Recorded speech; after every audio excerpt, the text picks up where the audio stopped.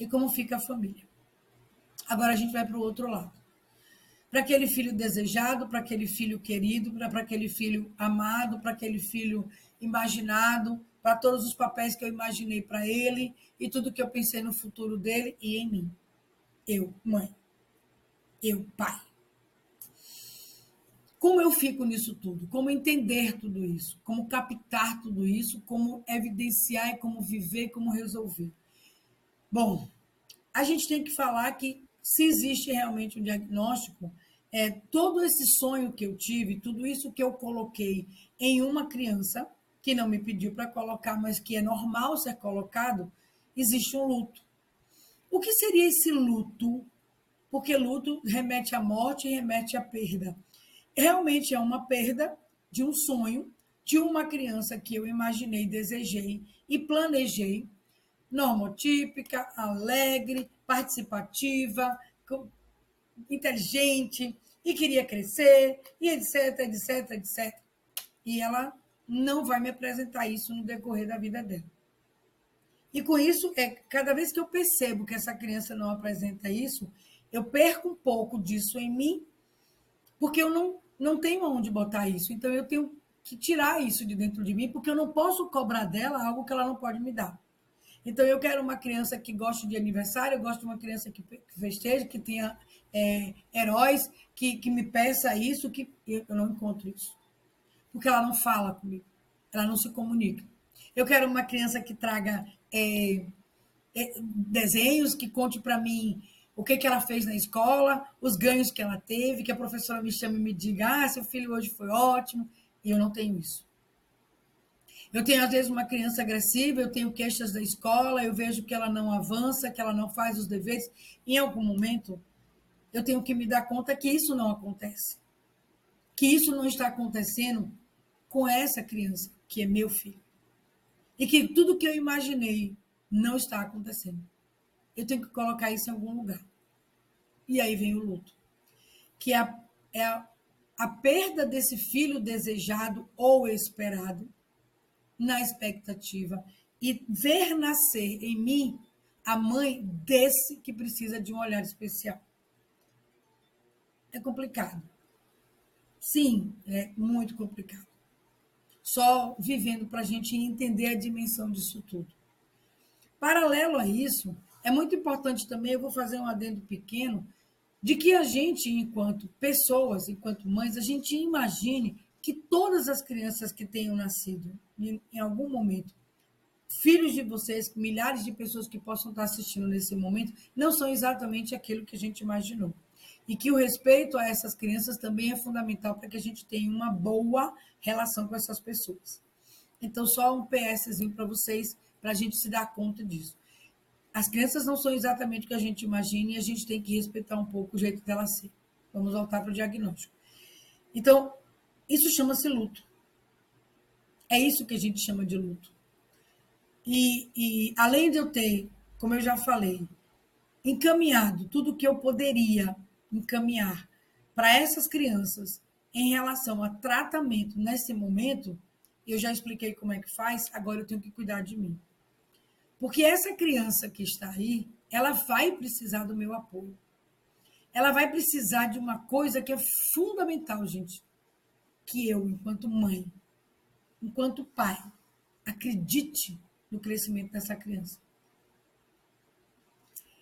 Faz uma diferença enorme para a gente, terapeuta, e para essa criança, quando vocês administram esse crescimento e vocês acreditam e dão apoio a cada momento de crescimento dessa criança. Quando a gente sai da sala da terapia e diz assim, estou tão feliz, ele está crescendo. Olha o que ele pintou. Olha como ele fez isso aqui. Olha o que ele fez hoje com o Lego. Olha como ele criou. Olha o que ele disse. Olha como ele se colocou. Que são pequenas coisas que é apenas a ponta de um iceberg de um desenvolvimento que está se abrindo. E quando vocês, junto com a gente torce junto e percebe o crescimento dessa criança, e a gente, enquanto terapeuta, vê um sorriso no rosto da mãe e o orgulho do crescimento dessa criança, mesmo que ela tenha um atraso, essa criança ela vai ter um outro desenvolvimento. Mas para isso, eu tenho que ter já trabalhado o meu luto. Essa criança que eu imaginei não existe. E essa que veio para mim precisa de mim.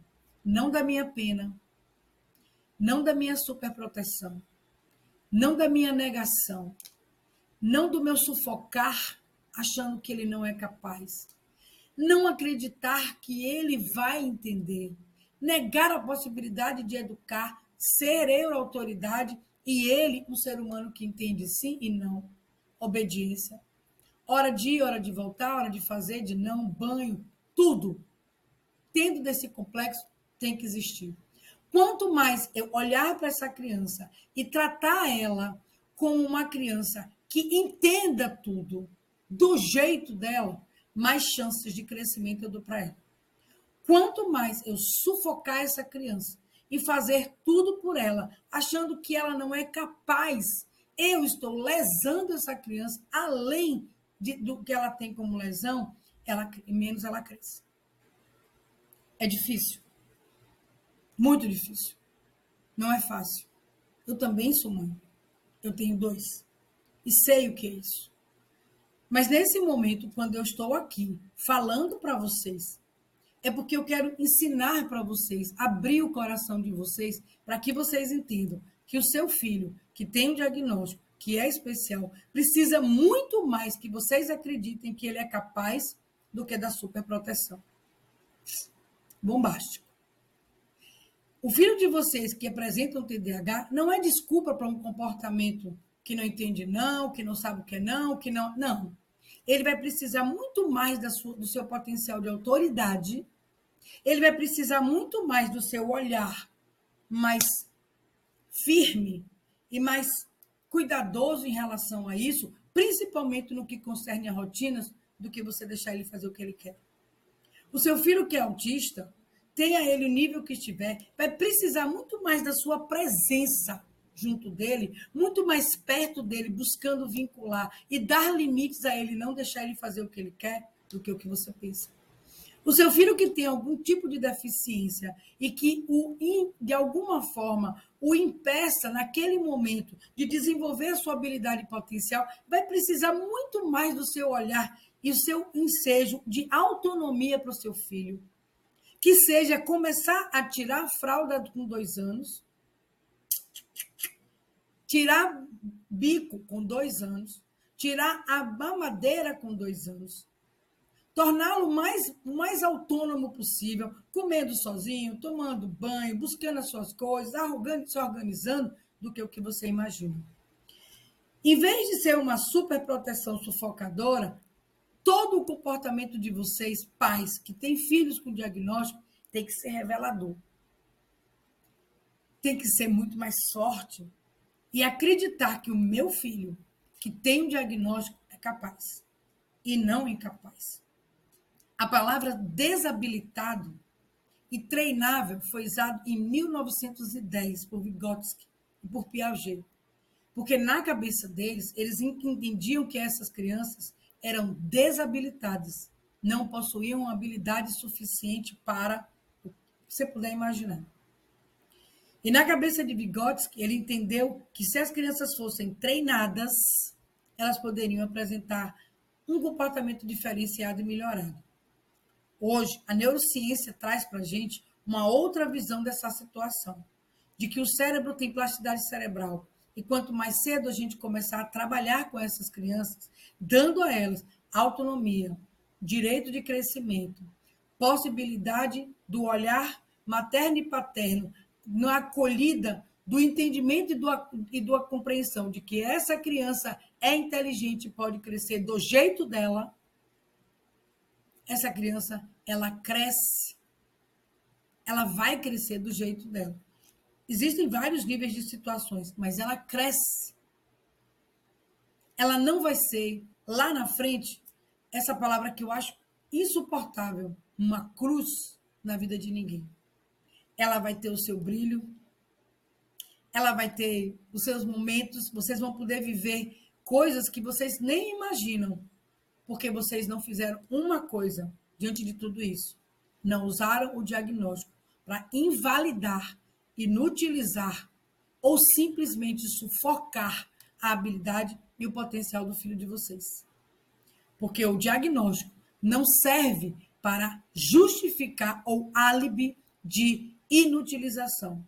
Pelo contrário, peguem isso não como uma bandeira, mas como a certeza de que vocês, acima de tudo, têm que usar da sua autoridade, acima de tudo, da crença de que seu filho cresce mesmo, e de que qualquer diagnóstico que ele venha apresentar, ele precisa de vocês, de quem vocês são, da autoridade de vocês, do amor de vocês, da crença de vocês do crescimento, e acima de tudo, de que vocês acreditam e amam seus filhos do jeito que eles são. Isso é muito importante. O que fazer quando eu descobri o diagnóstico do meu filho? Encaminhar a tratamento, começando por fonoaudiologia, terapia ocupacional, apoio e suporte de psicólogo, psicopedagogo no processo de aprendizagem com 5, 6 anos, fisioterapeuta se houver necessidade de um trabalho muscular e motor. Cuidem de vocês, façam terapia, busquem uma nova forma de entender tudo isso e, acima de tudo, acreditem que o filho de vocês é capaz, mas que essa capacidade é dada através do crescimento e entendimento de vocês sobre tudo isso. Eu acredito em vocês e acredito que vocês estão entendendo que a gente juntos faz um crescimento, a gente faz uma construção de comportamentos diferenciados e fazemos cidadãos, acima de tudo, com direitos e deveres na sociedade.